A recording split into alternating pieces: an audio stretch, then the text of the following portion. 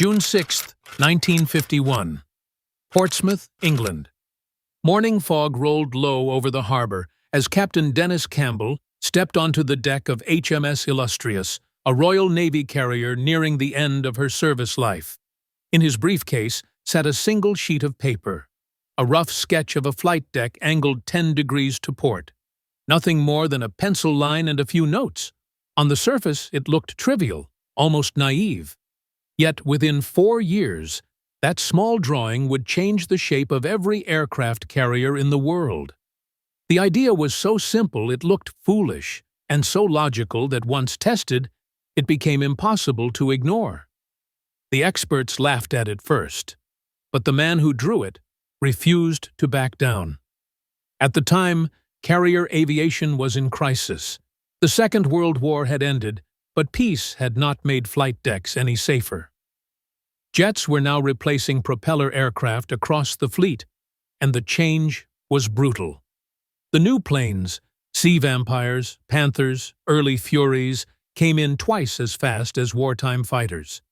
Their engines took 7 seconds to spool from idle to full power, an eternity when a pilot missed the arresting wires and faced a steel barricade 50 feet ahead. In just 1 year, the Royal Navy lost 43 aircraft and 17 pilots in landing accidents. The U.S. Navy was losing planes even faster. More than 700 major mishaps in 1951 alone, most during carrier recoveries. Each time a jet missed the arresting wires, there was nowhere to go. It slammed into the barricade, or into parked aircraft, or skidded off the bow.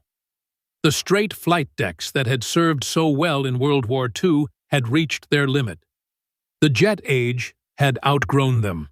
Campbell, a decorated pilot himself, had seen the problem firsthand. He had flown slow, fabric-covered biplanes in the 1930s and torpedo bombers during the war. He knew the sea's rhythm, the way a carrier pitched and rolled beneath an approaching plane. The new jets were different. They approached faster, heavier, and with engines that couldn't respond instantly. Pilots could no longer cut power and drop in as they once had. They had to keep thrust up, committed to landing. If they missed the wires, they couldn't accelerate fast enough to climb away. The result was mechanical disaster. Not a pilot's failure, but a design flaw written into every straight-deck carrier afloat. The early post-war years were filled with attempted fixes. British engineers tried flexible rubber decks to cushion hard landings. American teams built stronger barricades, mechanical nets designed to stop a jet at full power. Each experiment saved a few lives, but solved nothing. The collisions continued. Pilots joked darkly that it wasn't enemy fire that frightened them. It was coming home to land. At Portsmouth, Campbell watched this pattern repeat and refused to accept it as inevitable. His idea was radical only because nobody had dared question the most sacred rule of carrier design, that the flight deck must be parallel to the ship's axis. For 30 years, naval architecture had treated that alignment as law. Campbell looked at it and saw a trap. He imagined a deck angled slightly to the left of the ship's centerline. 10 degrees was enough. With that small adjustment, a missed landing would no longer end in a crash. The plane could add power, climb away, and rejoin the pattern without hitting anything. The barricade could be removed, freeing the forward deck for parked aircraft. In effect, the landing zone would point into an open sea instead of toward solid steel. The pilot would have a second chance, and the ship would have time to clear the deck for the next aircraft. It was simple geometry applied to survival. When Campbell presented the sketch at the Ministry of Supply later that year, the reaction was instant and hostile. Senior engineers dismissed it as physically unsound. One officer called it a violation of maritime alignment principles.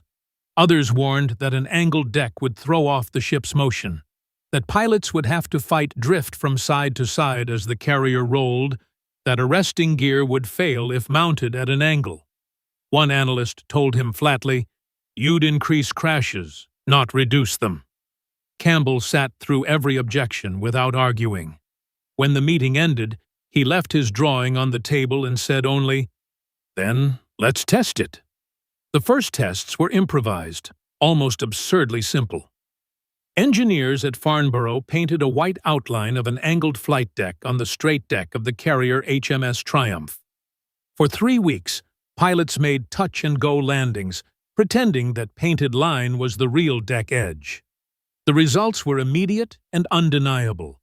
The predicted drift didn't appear. Pilots found that lining up with a slight angle felt natural, even easier, because they could now see the entire landing area ahead rather than just the narrow bow. When one pilot floated too high and missed the wires, he instinctively shoved his throttle forward and climbed away instead of bracing for impact. For the first time, a carrier landing could end safely in a miss. The trials data went to London, then to Washington, then to skepticism. The U.S. Navy, facing its own crisis of jet crashes, reviewed the reports but hesitated. An angled deck violated every rule they had drilled into generations of pilots. Yet their own statistics were grim, nearly 2 carrier losses per week from landing accidents. The American Bureau of Aeronautics approved a painted deck test aboard USS Midway. If it worked there, a structural modification would follow. If it failed, the idea would be buried. Campbell wasn't invited to the trials, but he followed every report closely. He knew this was the hinge moment, not for him, but for every pilot who had ever stared down a pitching deck and hoped physics was on his side. By the time the Midway tests began, the engineers on both sides of the Atlantic had stopped calling the concept impossible. They started calling it promising. The man who refused to back down was about to prove that the simplest line ever drawn on a ship's blueprint could save more lives than any weapon in the fleet. September 1951, Patuxent River Naval Air Test Center, Maryland.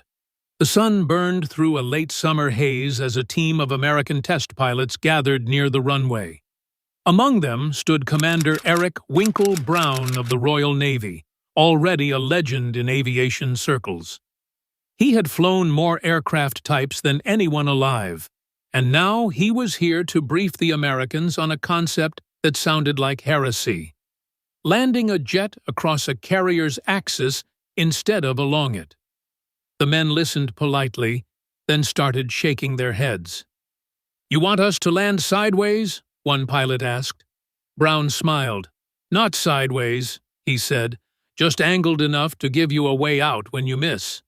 That was the moment the angled deck stopped being a British curiosity and became an American experiment. At the same time, engineers at the Norfolk Naval Shipyard were repainting a section of the flight deck on USS Midway, 8 degrees off the ship's center line, just enough to replicate the British trials. They weren't cutting steel yet. The Bureau of Aeronautics wanted data before committing to permanent changes. The tests were classified as paint trials. For 3 weeks in late 1951, Navy pilots made simulated approaches, treating the painted outline as if it were the real landing zone. Observers recorded every approach angle, every wave-off, every missed wire. What they saw mirrored the British results.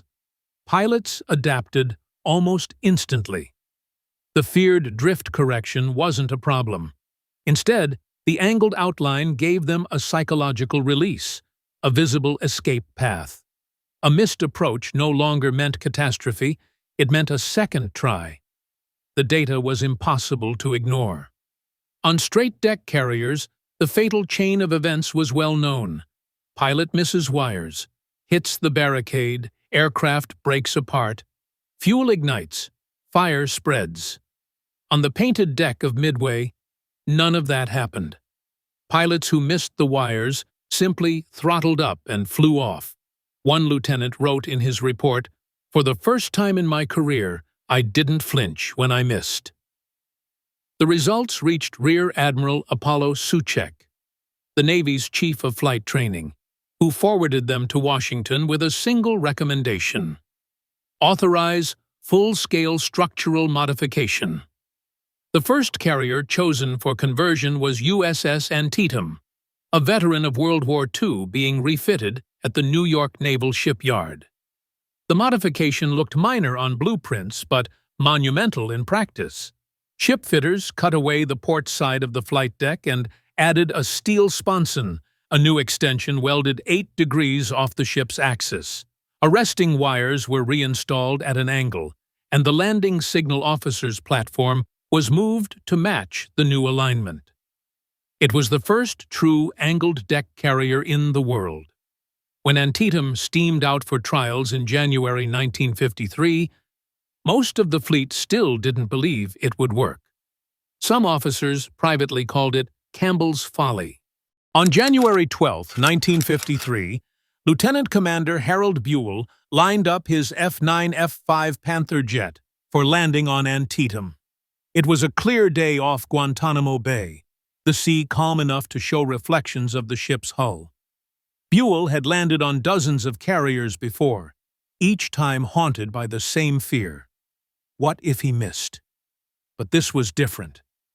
The deck ahead of him stretched diagonally, not straight. The barricade was gone. As he came in, a gust of wind lifted his jet slightly. On a straight deck, that mistake might have been fatal. Here, he had space. He dipped the nose, floated, and missed all 4 arresting wires. For half a second, his training screamed panic. Then, he remembered the briefing. If you miss, just go. He shoved the throttle forward. The Panther roared across the angled deck and climbed back into the sky. He circled and landed again, this time catching the 3-wire perfectly. The crew erupted in cheers. That moment proved what years of engineering and debate had been leading toward. The angled deck didn't just reduce accidents. It changed the psychology of carrier flying. Pilots who once feared landing began to trust the system again. In the first 60 days of trials, Antietam completed 1,300 landings without a single barrier crash.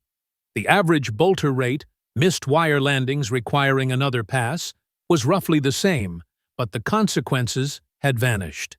Before the modification, those bolters often ended in fires or destroyed aircraft.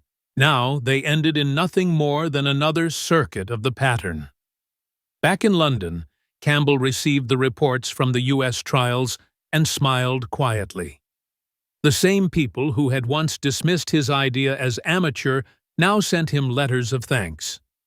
One line from Admiral Souchek's note read, "Your deck has given us back our pilots." He didn't make public statements or request credit.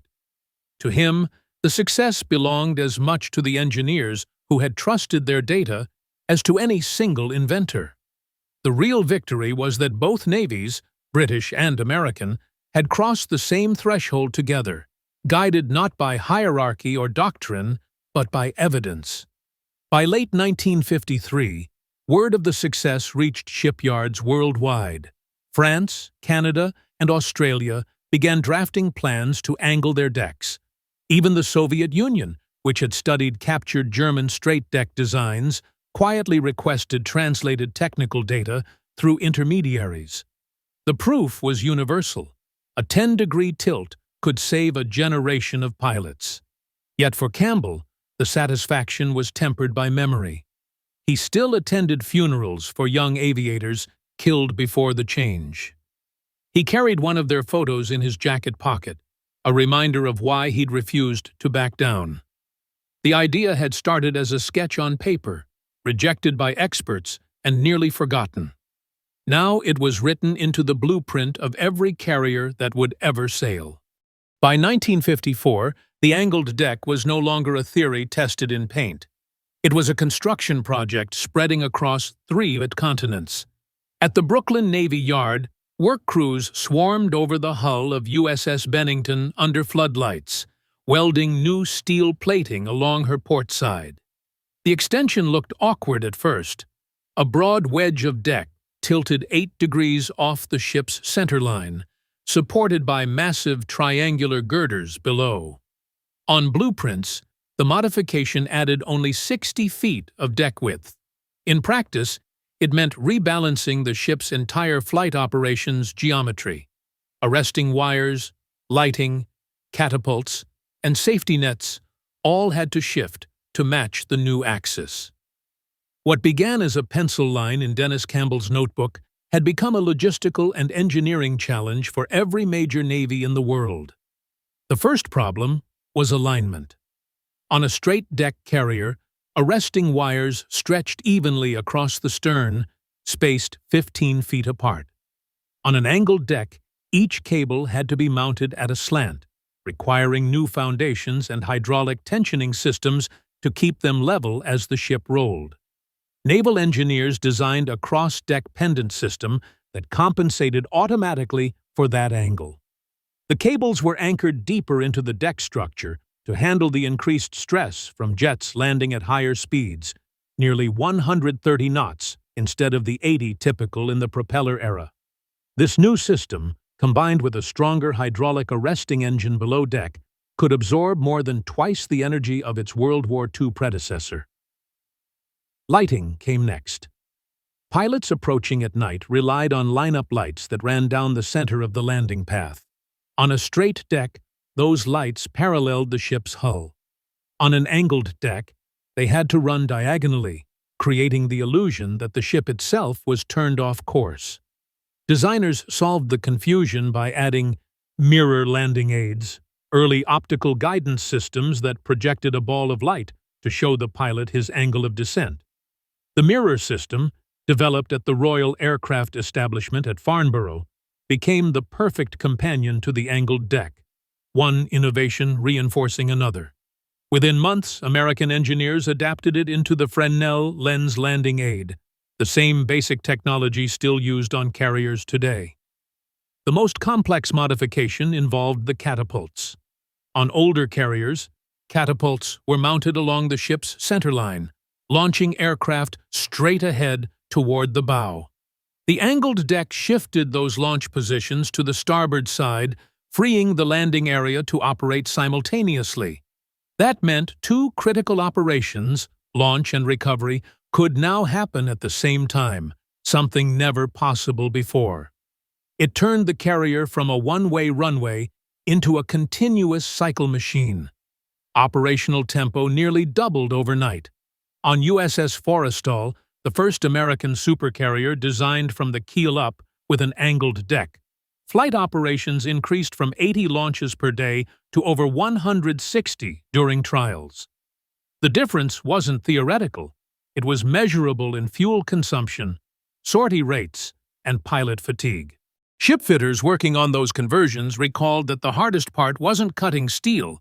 It was convincing naval architects that the ship would stay balanced. Angling the deck added weight to port, requiring careful ballast adjustments deep in the hull. Every ton of added structure above the waterline had to be offset by lead or concrete below.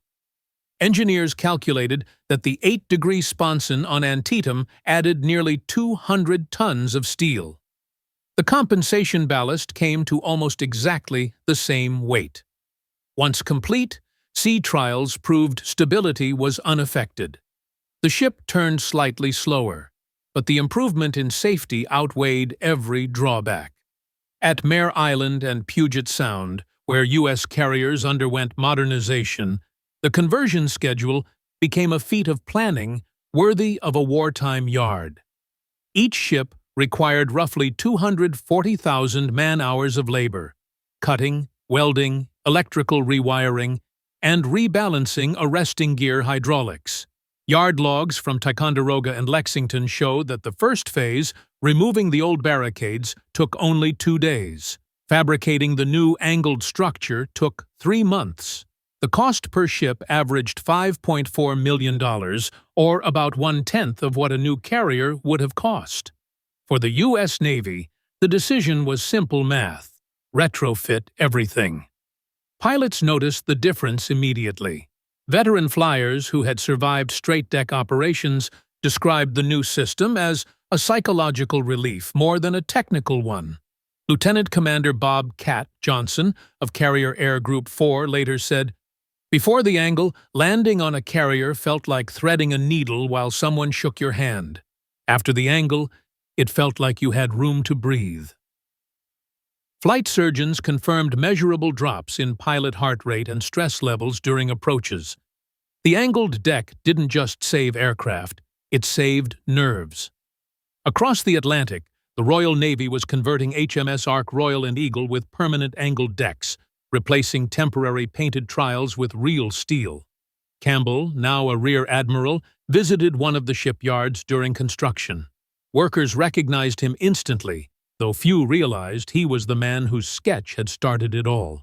When he saw the deck welded solid, not painted, he said quietly to an engineer beside him, "Now it exists."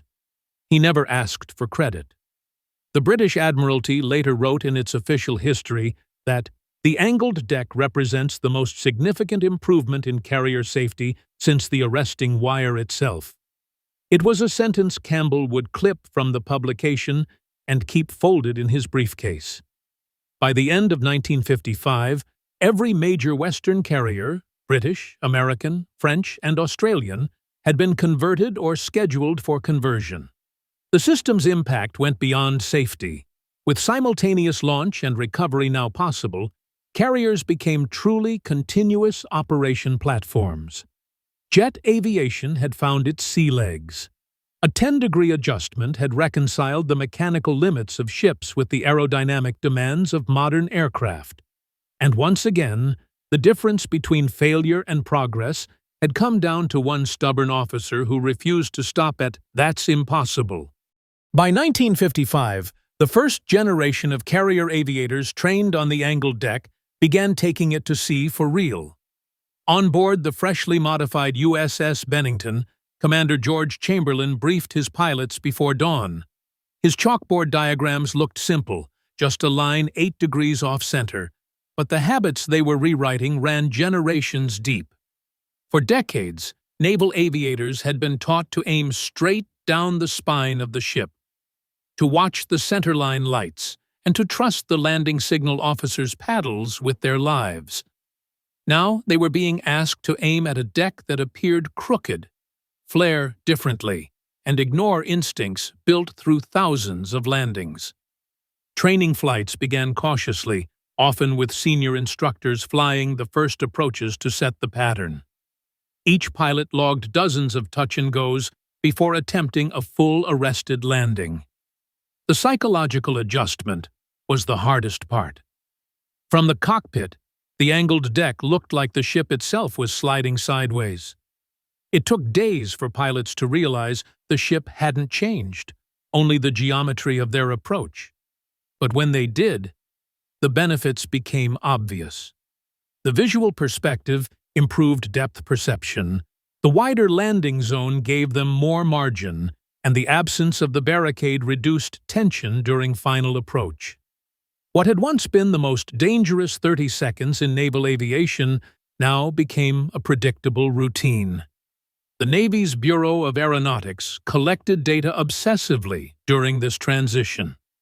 Over 20,000 landings were logged across Antietam, Bennington, and Forrestal in the first 2 years. Accident rates told the story clearly. On straight-deck carriers, landing accidents had accounted for over half of all major mishaps. With the angled deck, that figure dropped below 20%. The average landing speed climbed from 90 knots to 125. But the margin for error increased because pilots no longer feared the barrier.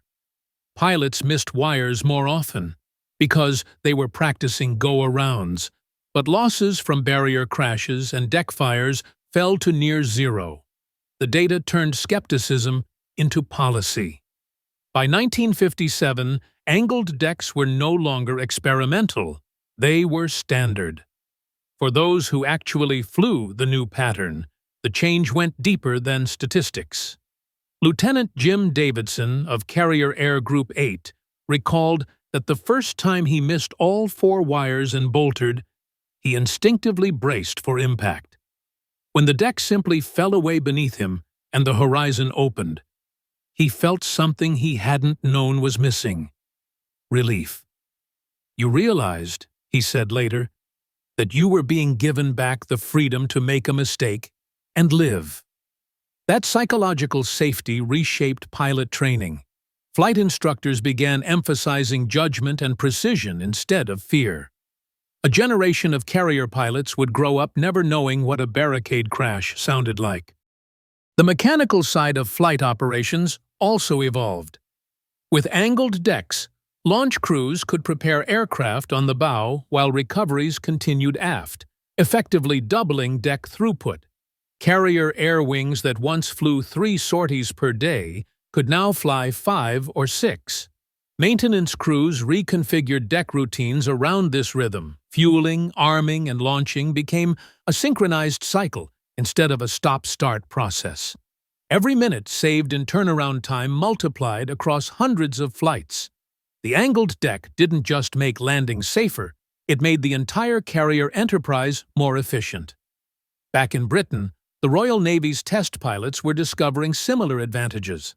On HMS Ark Royal, the final prototype of the full angled deck design, pilots noticed that the ship's motion over waves felt different on approach. Because they were landing diagonally across the carrier's roll axis, the relative movement between plane and deck was smoother. Statistically, approach stability improved by nearly 15%. What had begun as a simple safety modification was now delivering aerodynamic benefits that nobody had predicted. For Rear Admiral Dennis Campbell, the change became visible in the smallest ways. He visited Ark Royal again during her sea trials in 1955 and watched a young pilot make his first bolter. The aircraft roared down the deck, missed all wires, and climbed cleanly into open sky. No crash, no panic. Just another circuit. The deck crew hardly flinched. They'd already seen it a dozen times that day.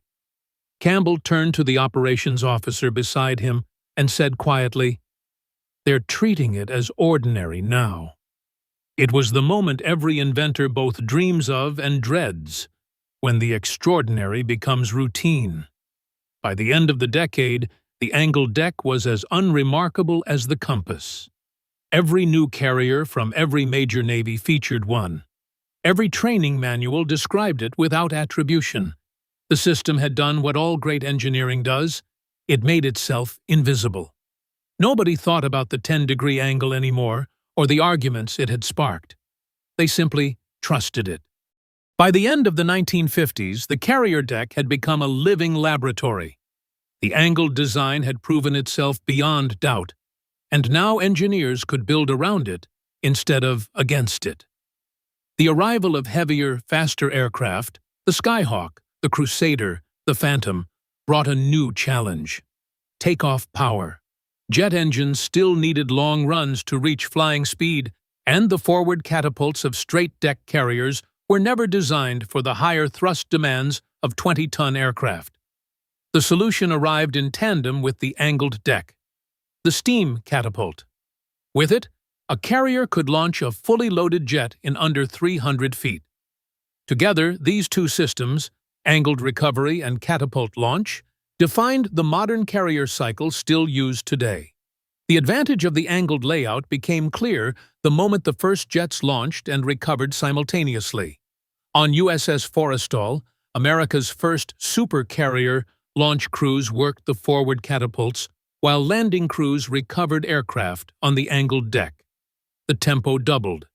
The average turnaround time between recoveries fell from 15 minutes to less than 6. It wasn't only about efficiency, it was about survivability. In combat, every minute a carrier could keep planes cycling meant another minute of protective coverage overhead. What began as an experiment to save pilots' lives now preserved entire task forces by keeping the air screen constant. These changes also rippled into ship design. The Forrestal class moved island superstructures aft and widened their flight decks to accommodate a 500-foot landing area, all angled 9 degrees to port. The hydraulic arresting engines below deck were recalibrated for new generation jets weighing up to 30 tons. The optical landing systems, first mirrors and later Fresnel lenses, were redesigned to project a brighter, more stable glide slope indicator visible against sunlight glare. Every detail, from deck markings to lighting intensity, evolved from the geometry Campbell had drawn with a pencil 4 years earlier. At the shipyards, workers no longer needed conversion diagrams. Angled decks were part of the blueprint. The Royal Navy's new Ark Royal, France's Clemenceau, and Australia's Melbourne all launched with that defining tilt. Even the Soviet Union, whose early carriers still used straight runways, quietly studied Western photographs and followed suit by the late 1950s.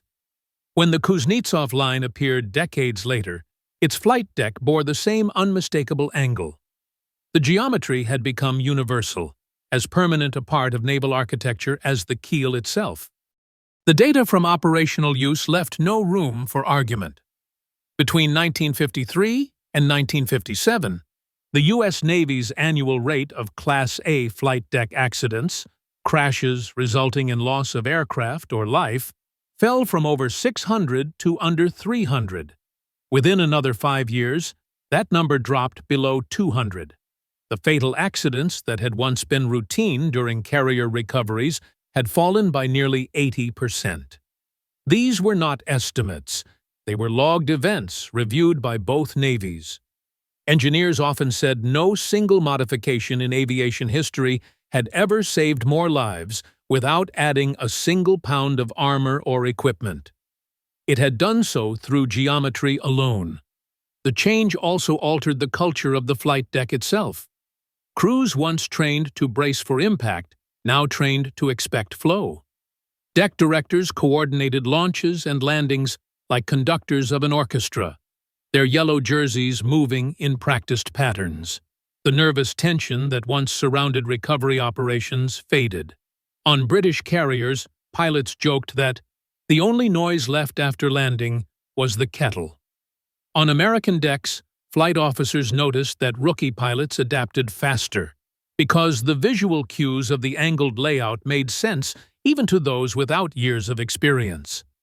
The system had become not only safer, but intuitive, the hallmark of good engineering.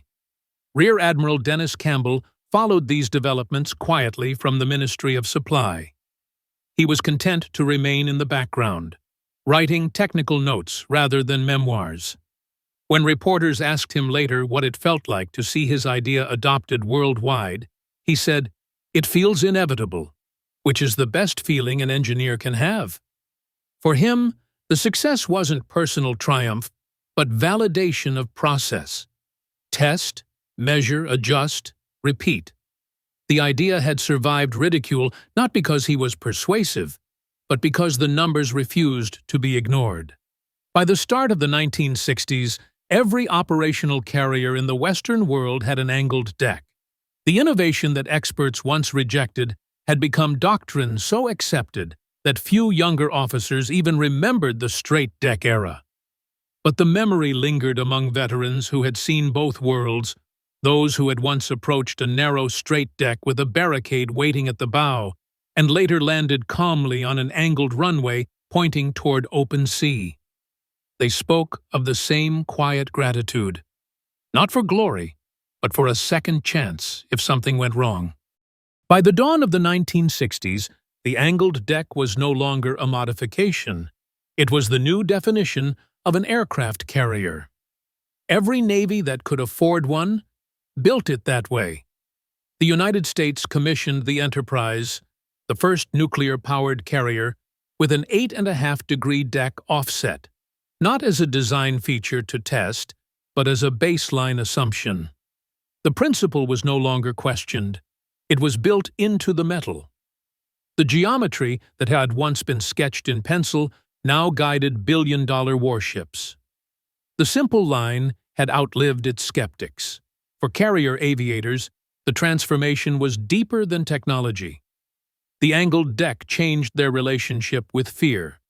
The generation who'd landed on straight decks spoke about it years later, The sweat-soaked gloves, the way the barricade loomed larger than the horizon, and the sound of crash trucks waiting just off the island superstructure.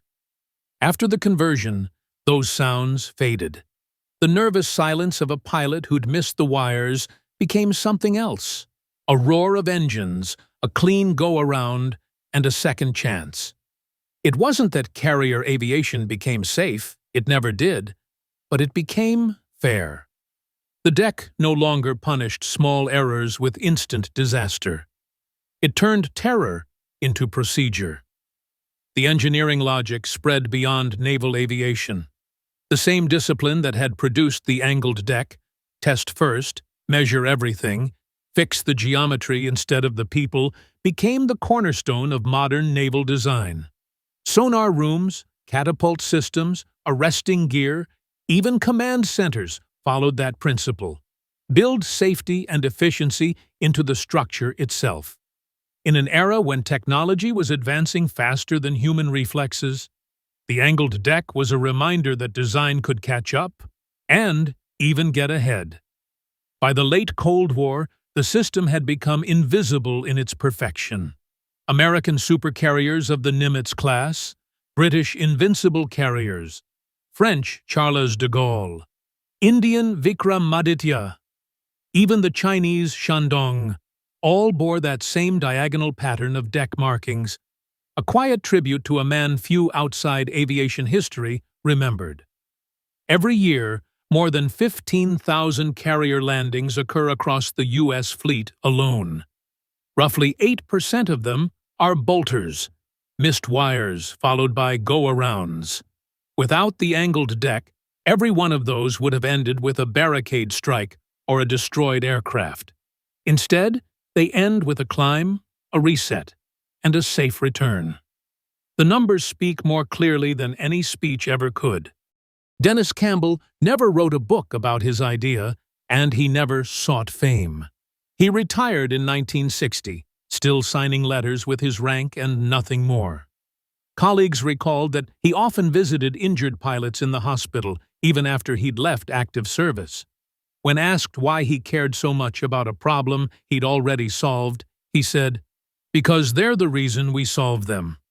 He died in 2000 at 92, long enough to see carriers with nuclear reactors and supersonic jets still using the same 10-degree principle he'd once drawn on a train ride. His obituary mentioned the angled deck, briefly, as one of several contributions to naval aviation. It was an understatement of historic scale. Today, visitors walking the decks of preserved carriers, Midway in San Diego, Intrepid in New York, Ark Royal in museum photographs, often miss the angle unless it's pointed out to them. It's subtle, almost invisible to the casual eye. Yet, it's the single most important reason those ships could operate in the jet age at all.